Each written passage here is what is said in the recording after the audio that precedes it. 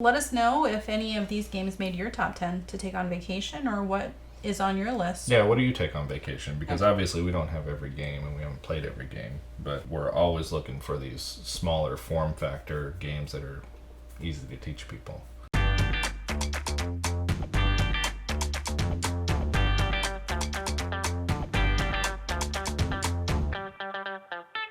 Today, we're going to talk about our top 10 games to take on vacation with us.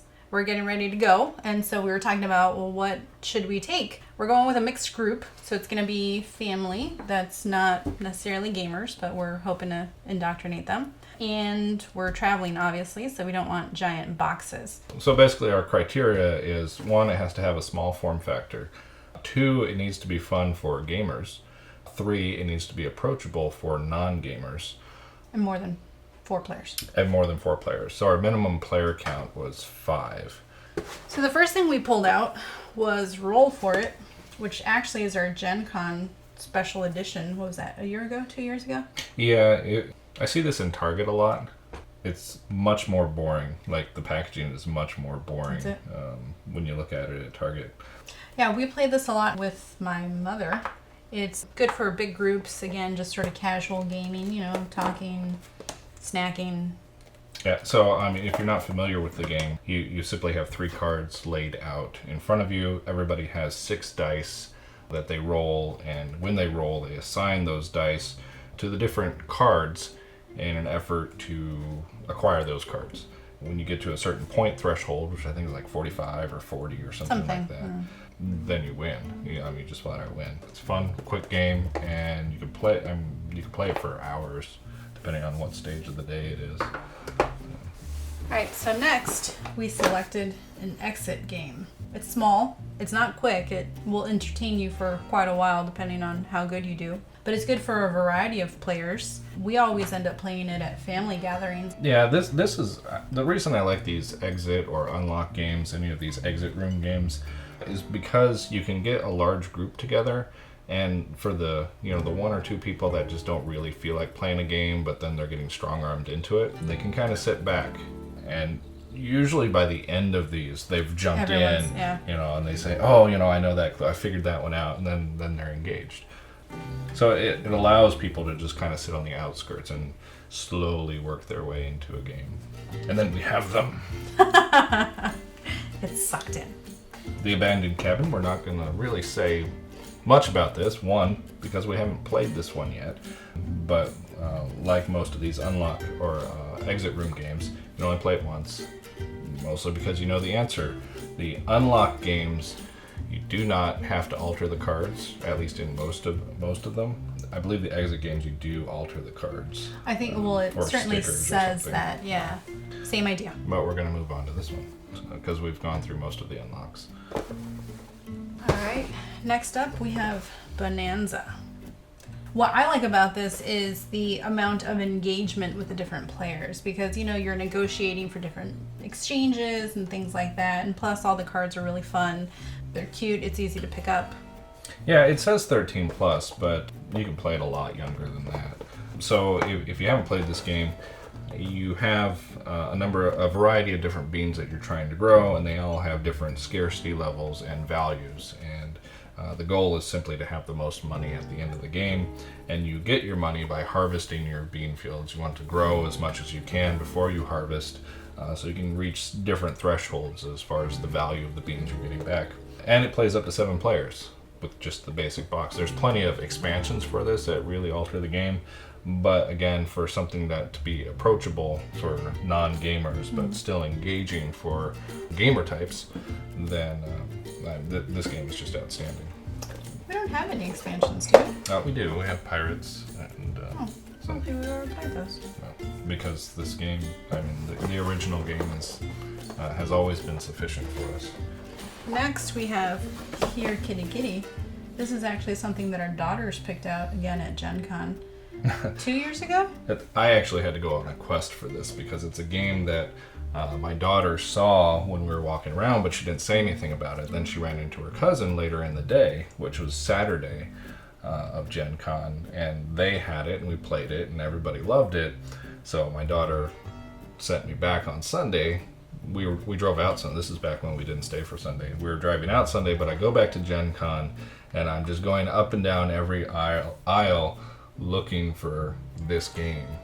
So this game is really cute. I think part of the reason she liked it is it comes with little cat figurines, and they're different colors. And so when you play the game, you have a house and a yard, and the object of the game is to have the most cats. You're the crazy cat lady. And there are different cards you can play, like catnip attracts cats to your yard. You can take cats from other houses, things like that. Yeah, and again, it meets our criteria of having more than 4 players. This one lists 3 to 6 players. I don't remember there being 6 player boards in there, so I'm not sure if the 6 players is for teams, and I'm not sure how the team dynamic works, but obviously there's rules set up for it. Yeah, we always have extra boards, and I think we've played, yeah. Well, then we just leave them in the box. It's a minimum of 3 players, but again, this is for a family vacation. Usually this wouldn't meet our threshold because we like a minimum of 2 players for us. But no, I mean, this is a great game. The kids love it. Adults tend to love it. So it's on our list, and it's going in our bag. All right. Next, we have Tiny Epic Zombies. Yeah. Couldn't leave without a Tiny Epic game, and this one's our favorite. Well, I don't know if the Galaxies is my favorite, but okay, I like this one. yeah, the only reason I chose, not the only reason, but one of the reasons I chose Zombies over Galaxies as far as for non-gamers is because I think for the general populace, zombies are a bit more engaging, probably because of The Walking Dead and Shaun of the Dead and all the different movies. Not to say that there's not sci-fi movies out there for Galaxies, but it's less popular. It's a different fan base, you know, that's into sci-fi versus zombie stuff. Some people think it's complicated. We thought it was complicated. We couldn't figure out how you were supposed to even win the first couple times we played it, but then once we figured out we were playing some of the rules wrong, we got it down. So this barely meets our requirement. It's 5 players, 1 to 5 players. But yeah, and it's got the interesting dynamic where one person can play the enemy or the zombies. You know, that's good for family vacations where, you know, I get ganged up on anyway. So it works out. I just play the bad guy. All right. Next we have Deadwood. I know this came actually, we have a couple of games that are really pretty like this. We keep them upstairs on our bookshelf. Yeah, it's part of the series of Tortuga and Salem. Yeah, we've played all of them, but this one was our favorite. So in this, you are bank robbers. Right. And initially, you're working together to get the most loot, but then you get back to the hideout, and not everyone wants to share.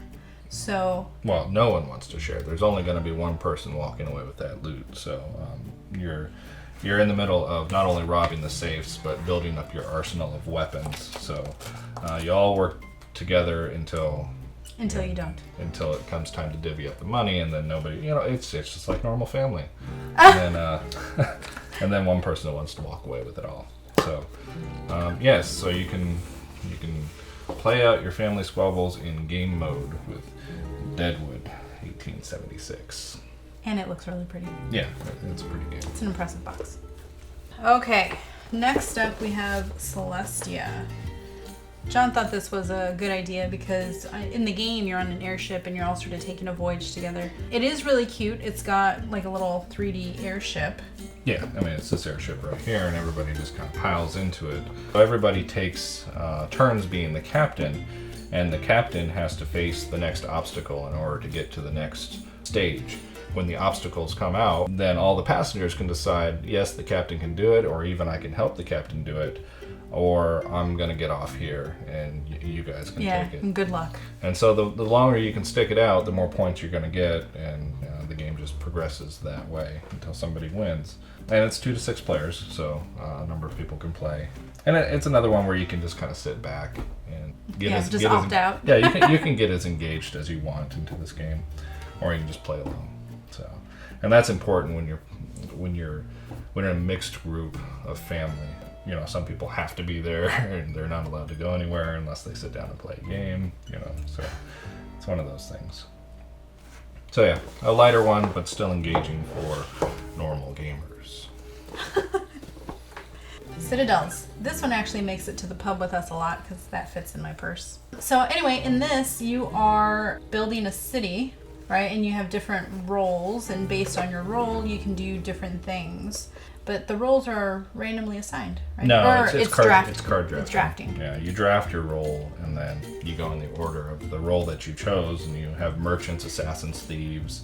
It's a good one. It seems complex, but as long as you have a few people that know how to play it, it's very easy to explain to people. And after a few rounds, most people have gotten it. Yeah, and again, like I said, we play this at the pub, so that's even with a couple drinks in you. And when it's loud, so yeah, it works out. Couldn't get away without Codenames. So what I love about this game is that you're in teams, and it's basically about communication and sort of clues. We actually have a number of different versions of this, so we're going to take this, and we're probably also going to take the Disney version just for the kids as well. Mm-hmm. There's pictures versions, there's a Harry Potter version, the Marvel version, Duet. But yeah, just the basic Codenames. Most people can grasp how to play this game. The biggest difficulty with learning how to play this game is how to read where your people are if you're the clue giver. But other than that, just sticking to the rules of, one word, say a number.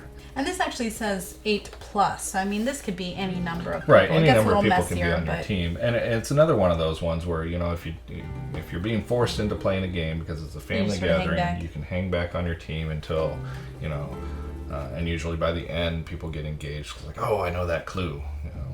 I actually think when we started going to game nights at our local game store, it was that's how we were introduced to the game. And that's actually one of the first times we went. So it was a nice sort of icebreaker. Obviously at a family gathering, that's not an issue. But it can be. I suppose it can be. Depends whose family it is. Our number 1, love letter. Again, this makes it into my purse. Usually not this. We just have the pouch version. The pouch version that everybody has. This is the deluxe version. In this game, you are trying to win the favor of the princess, and so you want to get to as close to her as you can. And so basically, you can't get close. Well, I guess you can get close to her because princess is one of the cards. But you're trying to get your love letter as close to her as possible. So you're encountering different people that are different levels of closeness to her that can get her your letter. The nice thing is there's really nothing to the game. So you have a card, you draw a card, you decide which card you're going to play, and then you just do what the card says. So there's not a lot to learn. As long as you can read and follow basic instructions, you can play. Yeah, I think we've pulled this game out with virtually every group we've ever played with, whether they're just friends that don't game, their family that don't game, coworkers. Yeah. And I think that's the great thing about it. It's such a simple game, and it's it's casual. You're just sort of hanging out, playing a game. Yeah, and again, this is a game that has many different variations on it. There's Batman. Yeah, we have a friend that has that. I don't know what else. I don't know what the other ones are because we just play the normal level. Right, but like we said, we also have the little sort of pouch version, which is much more mobile. But this is good to pack with us. Speaking of packing, yeah, we should get started on that. That's what we need to do. So we just figured we were going through and weeding out which ones we should take and paring it down to 10 games. We just figured we'd share that. Well, let us know if any of these games made your top 10 to take on vacation, or what is on your list. Yeah, what do you take on vacation? Because obviously we don't have every game and we haven't played every game, but we're always looking for these smaller form factor games that are easy to teach people. We'll see you when we get back. Like and subscribe.